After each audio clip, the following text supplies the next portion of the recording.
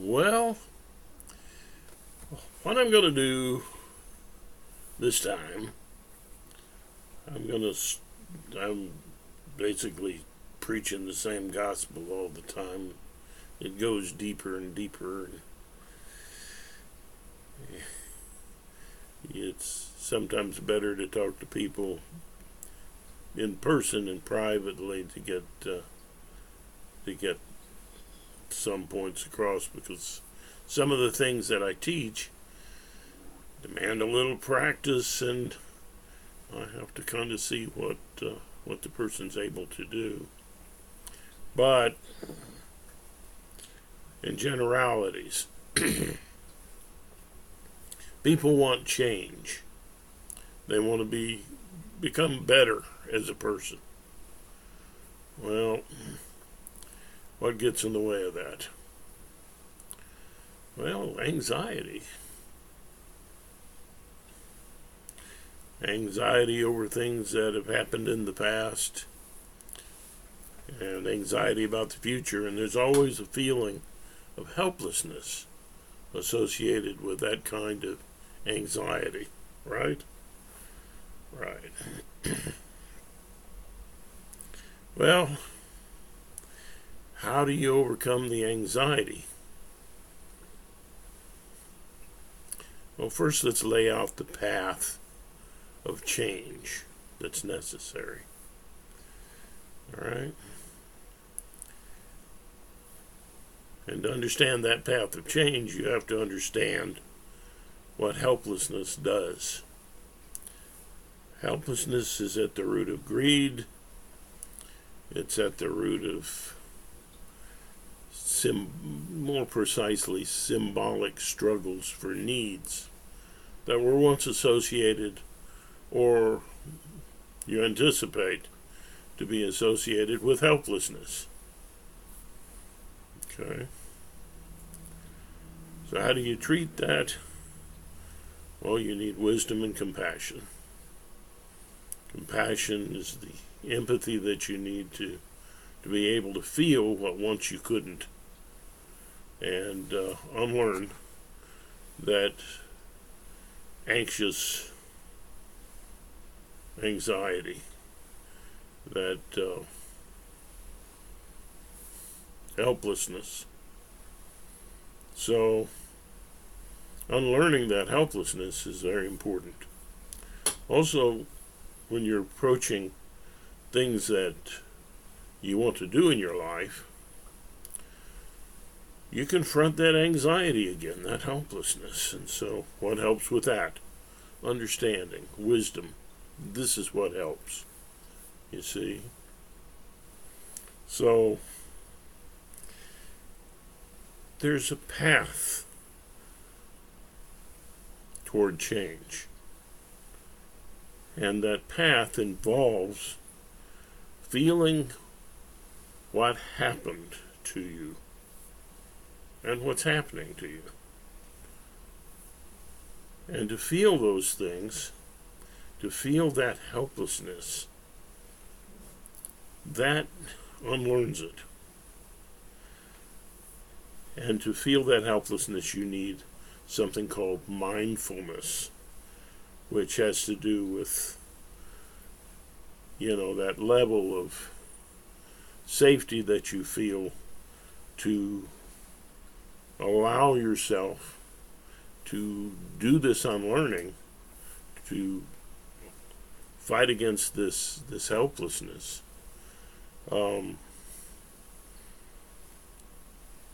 It's that mindfulness, that security that makes that possible, in short. So, and feeling and expressing, because when you have helplessness around your feelings, your desires, or whatever, well, you have a helplessness associated with the expression of those desires and feelings, the feeling of them itself, the feeling involved, just just that. And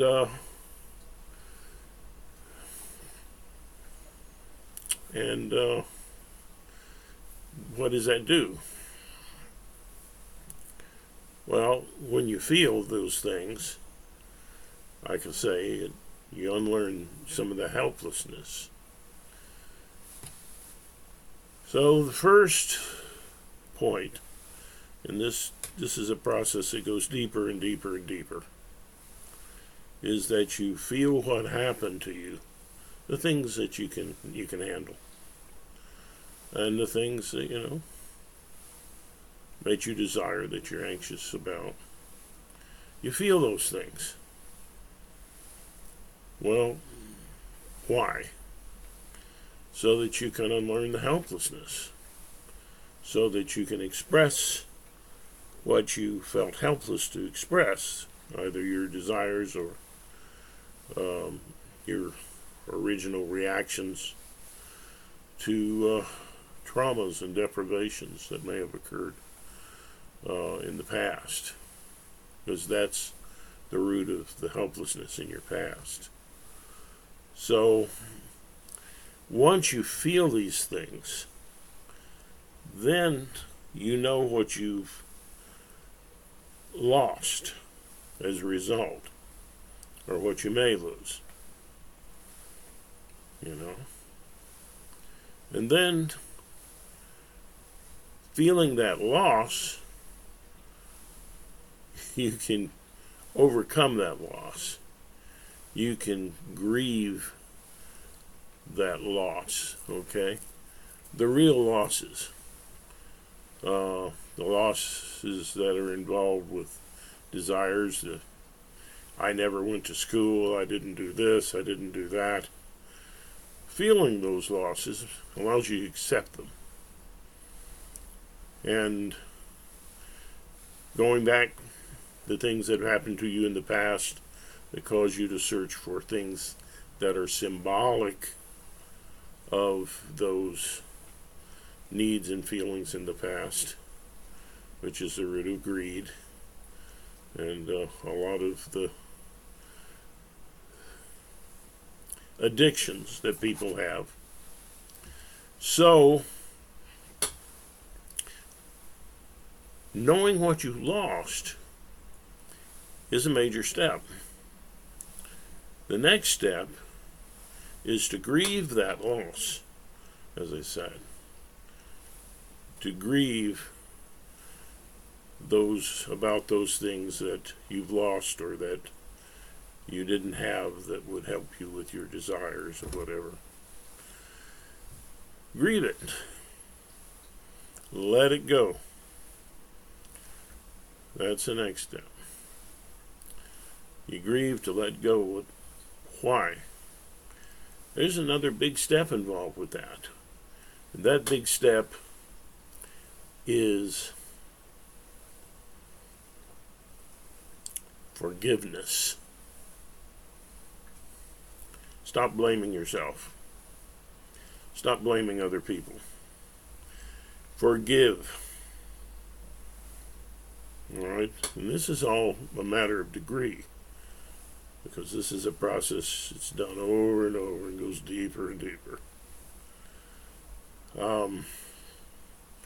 Once that you've forgiven, from your heart, not just verbally. I remember a fellow that was a Christian and felt it was his duty to forgive, but he would forgive and he'd do it in an angry way, which meant he never really grieved and let it go, right? Right. So you got to grieve and let go, then you can forgive. Then after you forgive, and this is all inside yourself. This is for you. Doesn't matter if, other people accept your forgiveness. After you go through the process of forgiveness, the next step is to feel what you've done that needed forgiveness against others, right?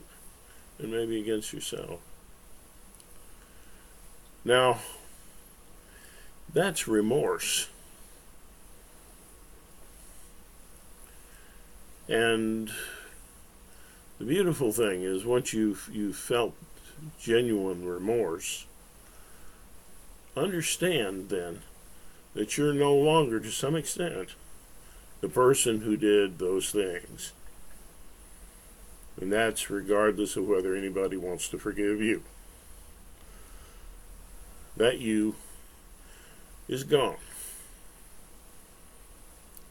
And the more you go through this process, the more gone it will be. The more you become a new person. A new person with less anxiety. So, integrating these things has a positive side. Once you've integrated in this way, you've integrated greater compassion into your life, greater wisdom and understanding. And you've integrated mindfulness, a kind of big picture view of your life.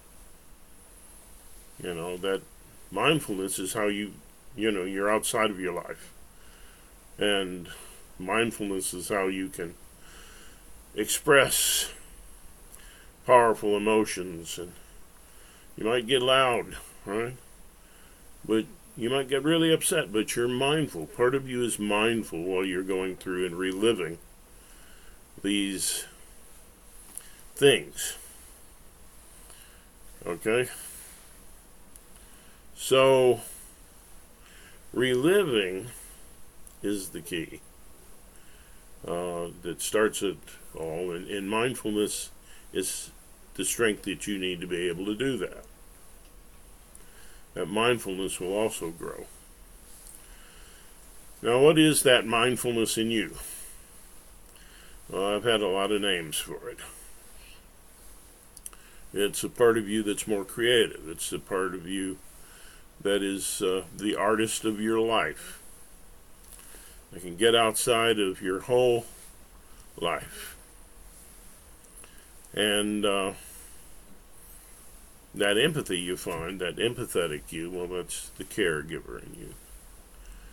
And that objective part of you that helps with desires and things moving forward, that anxiety, quite a bit. That is what I call your wise self, or your more thoughtful or self, and I often call that the director in you. And so as you integrate, you're bringing all these things together. Now, as you ease the anxieties that are related to the past and to the future, it brings you into a place of greater mindfulness. And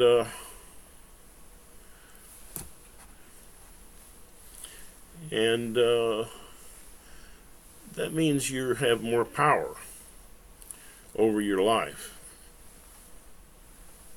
You can accomplish more. Now, it's not something to brag about, because nobody wants to feel what once or is a feeling of helplessness. Nobody wants to feel down. It's something that, like exercise, you like to have done it, but you don't like to go do it. So you have to have that drive to do the practice, of course. And well, in Buddhism, that's called the faith, not the ordinary kind of believing in things that you have no proof for, but a faith in the process, right? So, this faith in the process means that you go forward. And just like, exercise that benefits you and other things, you learn to embrace it more because you know what the results are. And but it also means that you don't blame other people for doing things because they feel helpless. There are reasons why people feel helpless, and they're genuine, they're powerful, and it takes time to unlearn them, and you can't do it all overnight. So that helps you to be a lot more accepting and tolerant of other people. And that moves you away from this need to punish yourselves and others into a place where, you want to help, you want to heal. I'm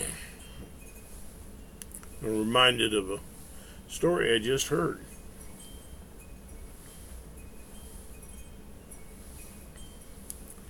Where an officer who had his partner shot by a young man wanted to help him, not punish, and set him on a course where he could change his life. That was awfully big. He stuck with the kid, and the kid changed. There's a place in this world for people who want to make change, but it doesn't come from the desire to punish. It comes from the desire to heal. Now, when you view your entire life, which you're more and more able to do with this process, you're outside of the whole timeline of your life. And you can see that you are the struggling hero in your life, the star of the book or the movie of your life. And that means, frankly, that you are the hero that struggles against helplessness that you feel inside, that are blocking you from doing the compassionate and wise things, blocking you from mindfulness, which is the real enlightenment in life. So you're being blocked by all these things, and you're struggling against them. You're struggling things against that are coming at you from outside and from the things that are planted inside you. And what does that do? It helps you realize that everybody is the hero and the star in the book or the movie of their life, no matter what they've done, no matter where they are in life. And it's that star and that hero that you want to grow.